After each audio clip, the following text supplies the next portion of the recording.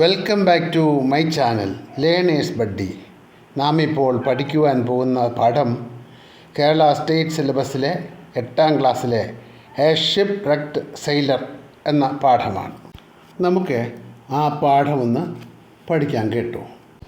A ship wrecked sailor, ഒരു കപ്പൽ ഛേദത്തിൽപ്പെട്ട നാവികൻ. The story of a ship wrecked sailor tells the saga of Luis Alejandro Velasco, a 20-year-old sailor. 20 വയസ്സുള്ള സെയിലറാണ്. Saga എന്ന് പറഞ്ഞാൽ എന്താണ്? സാഗ മീൻസ് വീരശൂര പരാക്രമങ്ങളാണ് സാഗ എന്ന് പറഞ്ഞാൽ. നാവികൻ്റെ പേരെന്താണ്? നാവികൻ്റെ പേര് ലൂയിസ് അലജാൻഡ്രോ വെലാസ്കോ എന്നാണ്.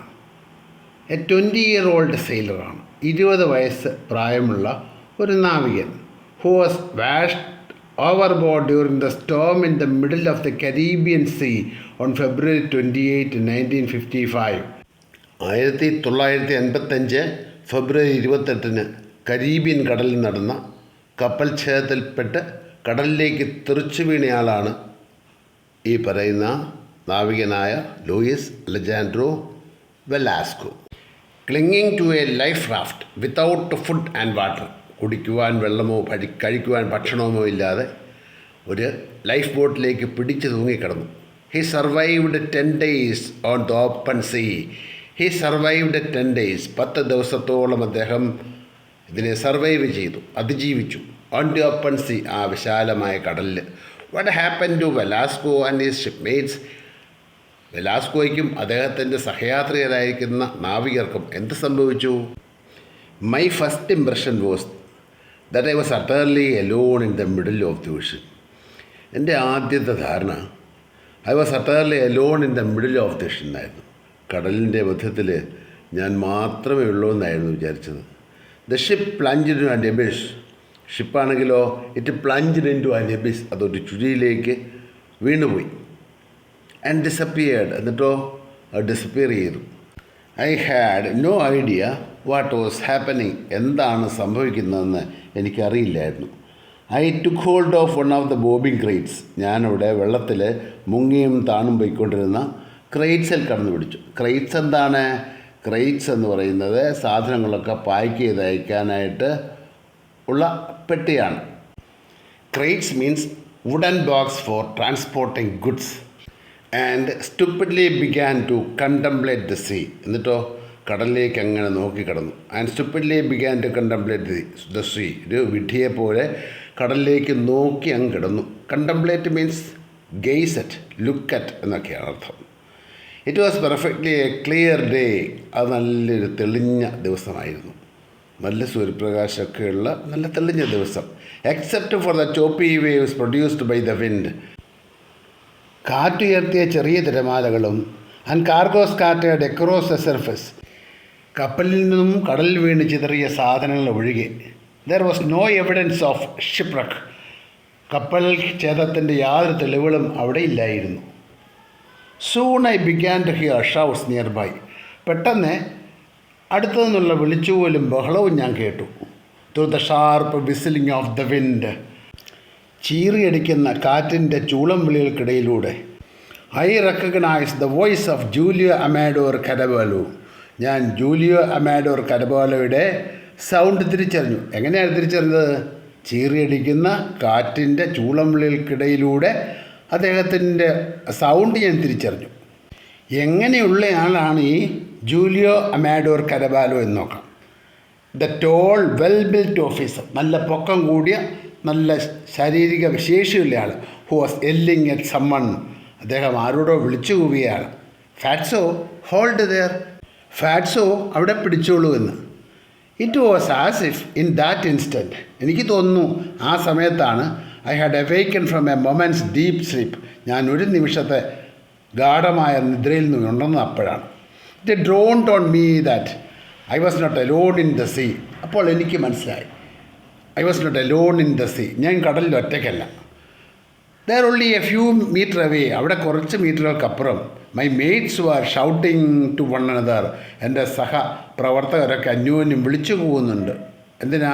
Shouting to one another and trying to stay afloat. അതുപോലെ തന്നെ they are trying to stay afloat. അവർ പൊങ്ങിക്കിടക്കാൻ പരിശ്രമിച്ചുകൊണ്ടിരിക്കുകയാണ്. ഐ ബിഗാൻ ടു തിങ്ക്, ഞാൻ ആലോചിക്കാൻ തുടങ്ങി. I could not swim in just any direction. എനിക്ക് ഏതെങ്കിലും വശത്തേക്ക് നീന്താനാവുന്നില്ല. I knew we were about 50 miles from Cartagena. എനിക്ക് മനസ്സിലായി ഞാൻ കാർട്ടാജീനയിൽ നിന്ന് 50 മൈൽ അകലെയാണ്. But I was not at frighten. പക്ഷേ എനിക്കിപ്പോഴും വലിയ പേടിയൊന്നുമില്ല.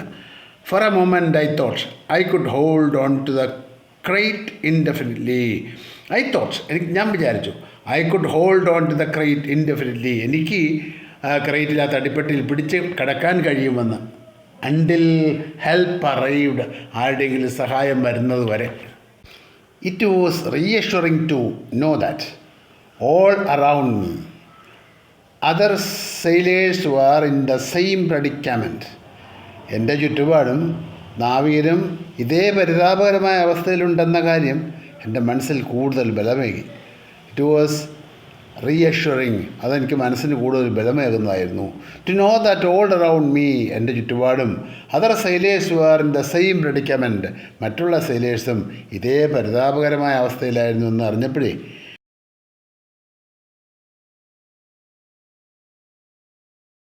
എനിക്ക് എൻ്റെ മനസ്സിൽ അല്പം ധൈര്യമുണ്ടായി.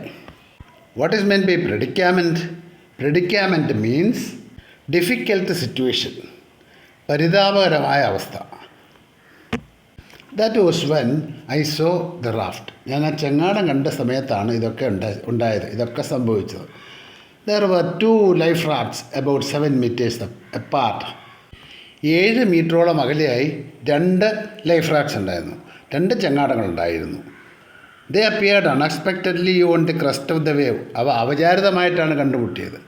ദേ അപ്പിയർഡ് അൺഎക്സ്പെക്റ്റഡ്ലി, അവിചാരിതമായിട്ട്, on the crest of the wave, വേവിൻ്റെ തിരമാലകൾക്ക് മുകളിലായിട്ട് വളരെ അവിചാരിതമായിട്ടാണ് ഈ റാഫ്റ്റിനെ കണ്ടുമുട്ടിയത്, കണ്ടത്. Near where my mates were calling out, എൻ്റെ സഹപ്രവർത്തകർ വിളിച്ചു പോകുന്ന ആ സ്ഥലത്ത് തന്നെ. ഇറ്റ് സീംഡ് ഓഡ് ദാറ്റ്, എനിക്കത് വിചിത്രമായിട്ട് തോന്നി.